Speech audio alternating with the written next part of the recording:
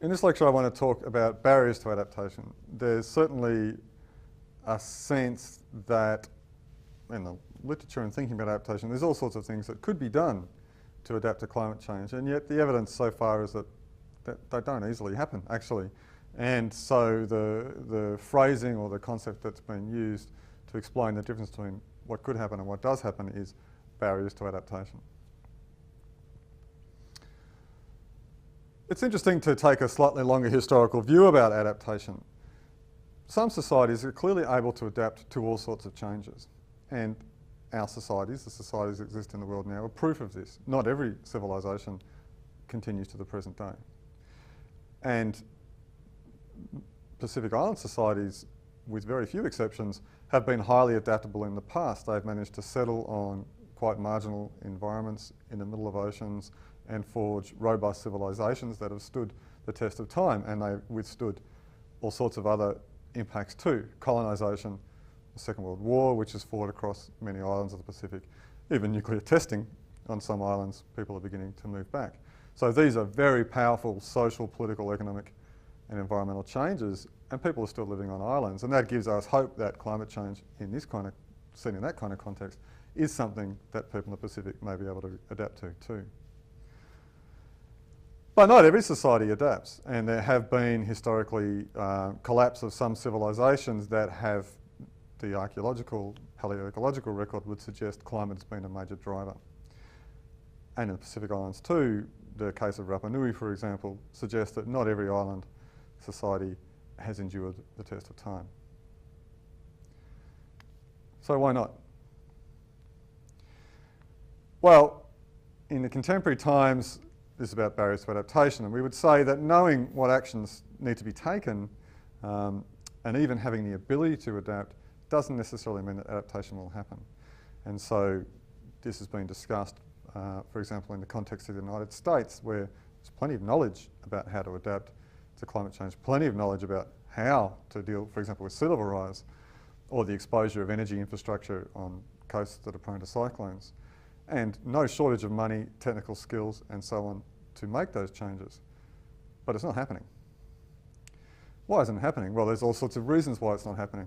Nobody wants to spend the money, politically very difficult, and so on. So these are called barriers to adaptation. And they are broken up into different categories. We might typically talk about cognitive barriers, the things that go on in people's heads, economic barriers, political barriers, institutional barriers, and cultural barriers, barriers that exist in collective beliefs and practices of societies. I'm going to talk a bit about these more. The cognitive barriers are typically studied by psychologists, and they would talk about people having different weightings of the risk of climate change. And so for some people, climate change doesn't factor into their assessment of future risk particularly highly. For example, elderly people who may have a time horizon the rest of their life of 20 years are not particularly concerned when they hear projections of climate change being bad in 50 years' time. They may very well be concerned for their children or their grandchildren, but for them themselves, not really. And people, and this is a particular problem in developing countries, issue, including the Pacific, where the next meal comes from and affording the fees to send your child to school is an immediate and overwhelming priority that consumes most people's thought and actions, and a distant risk to their island that might materialise in 10 to 15 years just isn't a significant factor in their perception of the risks that exist in their life. And so not everybody is as worried about climate change as people like me who are affluent, live in developed economies and can afford to be worried about the future. People have different knowledges about responses, and people who can imagine how they might deal with this problem and feel confident in dealing with this problem are much less concerned about adaptation than people who are confused about the risks, don't know what to do, or don't believe that they can implement those kinds of changes. And so they tend to also have very different starting positions and on the issue of adaptation, and will receive messages and policy imperatives about adaptation quite differently. There's some evidence to show that people who have experienced a climatic-like event, a drought or a flood, are far more sensitive to the risks of climate change for as long as those events are in their memory. This is called the rule of experience. It goes the other way too, that some people who deal with climate variability for a living, farmers in Australia, for example, tend to not be too worried about climate change because we deal with this all the time. There's a drought every other year. My whole farm enterprise is about managing variability in climate. So I'm not too worried about this problem. The way people understand the future is also very important. People who are very future oriented, have high aspirations and goals for the future and think a long time ahead tend to be more concerned about climate change than people who tend not to think in those kinds of ways. The extent to which people are emotionally engaged with the issue is important. Some people really care about polar bears and penguins and mountain pygmy possums and coral reefs, and some people just don't. A whole series of values and beliefs. Do people value science? Do they believe in the science or not? Do they value community? Do they value the environment? These things also shape the degree to which people think climate change is a problem, think adaptation is necessary, and act accordingly. And finally, the degree to which people feel able to adapt is also important. People who feel empowered, who feel like they can do things, may be much more likely to act than people who don't believe they have any ability to deal with this problem at all. One of the problems about messages from climate science saying this is a big, scary, powerful problem about which you can do nothing is that it does tend to create a sense of disempowerment. Economic barriers are significant, although in general, when you look seriously at a set of adaptation issues to deal with risk to a particular place, they tend not to be as expensive as one might first assume. Nevertheless, the estimates at the cost of adaptation globally are very large indeed, but that is across the globe and over multiple decades. But there are some quite simple calculations using a fairly crude cross-benefit analysis, which apparently treasuries like to use. A decision has to be asked, well, is the cost of the thing to be protected so large that we'd be willing to spend money to protect it, or is the cost of protection larger than the thing we're trying to save? Nobody's going to spend $250,000 to protect a house worth $100,000. It doesn't make sense. But they will spend $100 million to build a seawall to protect a city that produces 5% of your GDP. There's another problem here about all the potential risks of climate change having dollar values that might be related to the cost of adaptation. And so what's the value? Can we put a price on a homeland for people in the Pacific? Can we price that? Is it ethically appropriate to do that? Would you like it if somebody said the value of your country is $250 million? Cost of a seawall to protect it is $260 million, so sorry. Can you value love? Can you value the existence of a species? Can you value the existence of the Great Barrier Reef? Can you put a price on it? Should you do so? And what does that mean for adaptation and paying for it? Difficult issues. There are cultural barriers too. There are some things that aren't done and won't be done. Switching to eating pork is completely unacceptable to some religions. Eating certain kinds of food is just something that some societies do not do. In East Timor, for example, Indonesians, when they occupied that country, very heavily impressed upon them the value of rice as a sophisticated Asian food, and that eating roots and tubers, cassava and so on, was seen to be a backward primitive form of food. And so people simply are very reluctant to eat drought-tolerant crops like cassava because they'd rather prefer to eat rice, and even though they may be hungry, they may not eat cassava. In a couple of lectures' time, I'll show you a video about a project to implement composting toilets in Tuvalu.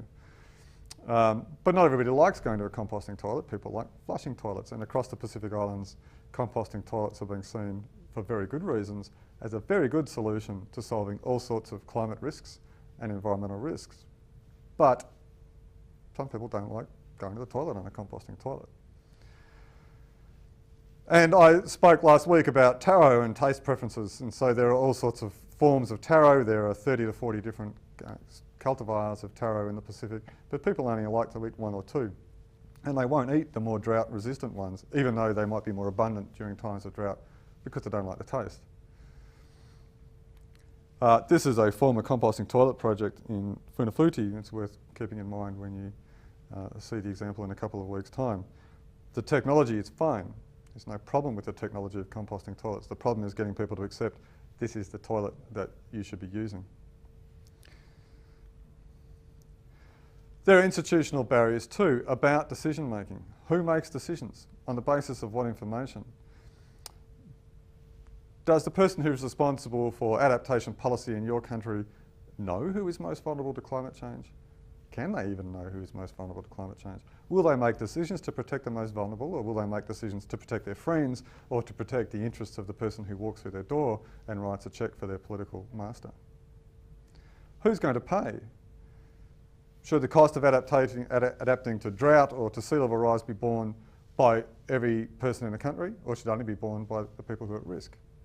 And who benefits from the consequences? Who gets paid if adaptation involves spending money on things, on seawalls, rainwater tanks, paying for consultants? Who gets paid? So there will be winners out of all this process. Big drought in Melbourne lasted for 10 years. Now, if you had had shares in a company that manufactures plastic rainwater tanks at the start of that drought, you would have been very happy with your investment. Companies manufacturing rainwater tanks got good business during the drought. There were certainly winners out of that problem.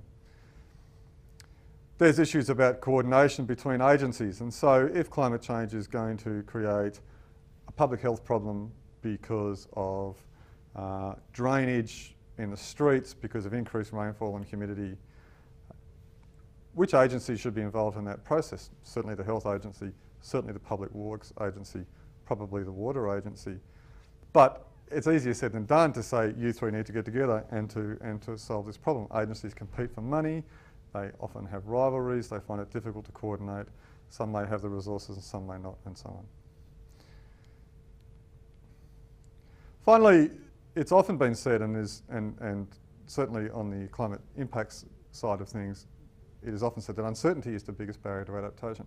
That if we knew more precisely, if we could predict the impacts of climate change, we could be much more efficient in our adaptation responses. Certainly, uncertainty is a problem. It creates the possibility of regret. It might mean that adaptations or responses to anticipated climate risks turn out to not be necessary. May design the height of a dam to be 10 metres more and incur a cost of $1 million in doing so, and find that actually it never gets to that level of capacity into the future. We wasted our money. Would want to know, and so the climate impact scientists would say we'd want to know more precisely about the potential variability of rainfall into the future. But of course, the further into the future we go, the less certain we can become. We may do some things that don't work. It could be that we add a metre or 10 metres to the height of the dam. Turns out we need to add 15, and so the cost of the 10 metres was a wasted cost. You're going to have to spend that money again. Again, it raises questions of efficiency. It's important to realise we're probably never going to be able to predict the impacts of climate change in any particular place. We have to live with uncertainty. And in fact, we live with uncertainty all the time, and we have all sorts of institutions to deal with it. Insurance markets are a way of dealing with uncertainty. National defence budgets are effectively a response to uncertainty. Maintaining the standards on vehicle manufacturing or aeroplanes or trains or bridges is a way of dealing with uncertainty. We're not certain, and so we'll over-engineer these things and we'll have these standards to try and make sure this problem doesn't materialise. So claiming that uncertainty is a barrier to adaptation is very handy if you're a climate scientist, because it means you get more money to try and reduce the uncertainty, but in fact can never reduce the uncertainty, and it shouldn't be used as a reason not to act. There's a thing called the precautionary principle that exists in law that makes this point. It's also worth saying that adaptation actions can positively enhance sustainable development. A concern about the impacts of climate change on health may lead to an investment in public health services or primary health care that didn't exist previously. A concern about the impacts of climate change on water may lead to new investments in small-scale water collection and distribution technologies that didn't previously exist. In some ways, adaptation adds impetus to the sustainable development agenda, and so it can be quite positive. So uncertainty simply means that, at least in the first instance, adaptation may involve doing things that will advance sustainable development, that have positive outcomes anyway, but which would also help to reduce climate change. water, renewable energy, public health programs to manage mosquitoes in places that get malaria, improving education and so on, improving sanitation services, all these kinds of basic development and environment problems that create vulnerability, that make lives difficult for people anyway, could be addressed in the first instance. We would have a much more adaptable world, and the islands of the Pacific would be much more adaptable if everybody had access to energy and clean water, basic primary health care and education. There's no reason why we shouldn't be doing these things. There are no regrets policies that will certainly reduce vulnerability to climate change. So uncertainty need not be a barrier to adaptation. Okay, if adapting to climate change was easy, we wouldn't be too worried about climate change.